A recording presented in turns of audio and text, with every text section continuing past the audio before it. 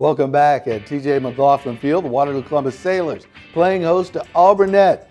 And Luke Birdsall joins us now to talk about this game. And boy, there was a lot of touchdowns tonight.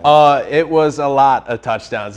Look, after 6 straight winning seasons, the Waterloo Columbus Sailors have taken a step back this fall. The young Sailors have struggled in an 0-5 start. Columbus has lost those games by an average score of, get this, 40-8. Alburnett, though, comes to town with a 3-2 record and coming off a shocking 47-6 victory of the previously unbeaten Hudson. Now, the Sailors won last year's matchup here 35-7, so let's get right into this thing. And here, let's start off by saying the atmosphere at Columbus was electric. I mean that literally, with the new lights that were installed on the field, and the student section, by the way, did not disappoint. Keep an eye on that guy who almost lost his hat there. Quite a character. All right, we're getting right to business here, and like I mentioned, the Sailor team was on the hunt for their first win, and they did come out of the gates very, very strong with this spectacular punt return by number 2, Aiden Hosh, getting down the field right near midfield, putting the Sailors in a hot starting position. And then check it out, that QB sneak by Amani Robinson. It was so good, he even fooled me, too. Now, after slowly marching up the field, we did get this wide-open touchdown by the Mr. Hosh, number 2, and then when, of course, when you're starting off hot, why not turn up the heat, right? A successful 2-point conversion by Drew Schultz there. This guy was dynamite tonight, by the way. And the coaches absolutely loving that. But here's the thing. For Columbus, this has been a game of inches, and they had to make every possession count.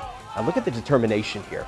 Now we are getting right over to Alburnett, where they came on to stand business here on the field. And it seemed at times that their run game was unstoppable. They even had a local rabbit there that did want to get in on the action. Now check this one out. Right through Columbus's defense like it was nothing. Swiss cheese. Number 24, Lakin Caves. Guy is just heating up too, by the way. You'll hear a lot of his name.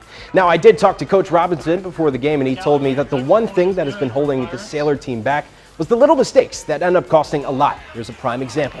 Backwards pass, dropped, and then returned by the Pirates defense. Look, you hate to see it. Well, unless you're a Pirates fan, of course. Yeah, and then very next play, huge kickoff return by the old reliable Mr. Hosh. Yeah, with a huge gain, almost running the entire length of the field, getting all the way up to the 23, leading to just what the doctor ordered back into the hands of the trusted Drew Schultz for another touchdown. Quick response for the fellas. And yeah, I mean, we're going for 2, because why not? Quick pass over to number 7, Thomas Wall. Hey, good work. Now look, buddy over in the pink instruction hat in the student section, absolutely digging that one. All right, but here we go. We are going tit for tat here. And guys, come on. You can't sleep on Alburnett's run game. Look at this dude, number 26, Cooper Franklin. And Rick, by the way, that is my favorite name on the field tonight. Yeah. There it is. But look, this is just what I mean. How many guys does it take to get Lakin Caves down? And this game is impressive, to say the least, right? And here's a huge 3rd and short by my guy Cooper Franklin, making short work of it. First down, and then back to the run game it is. Lakin Caves looking like a young Derrick Henry with that stiff arm there. Now this all leads to a huge 15-yard rushing touchdown by the big guy, Lakin Cave. I told you, I'm going to keep saying his name. And after a quick 3 and out, it was right back to work for the Pirates. And, well, here he goes again. Lakin Caves with what I would call the play of the game. Breaking tackles, going for it all, taking it all the way to the house. Look at the guy, just absolutely getting after it.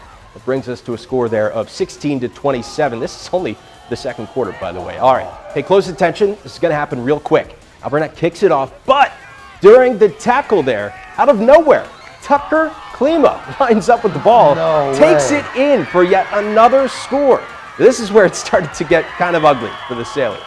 Yeah, my buddy over there in the student section was doing his absolute best to try and bring the energy back up. And to his credit, yeah, it may have helped ever so slightly, but this drive, well, did end in a turnover. So I think you can guess what Alburnett did when they regained possession of the ball.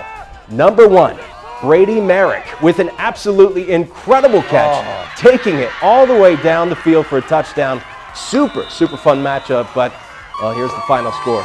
57 Waterloo Columbus 16. Guys, that was, it's game of inches, but that was looking like a game of miles.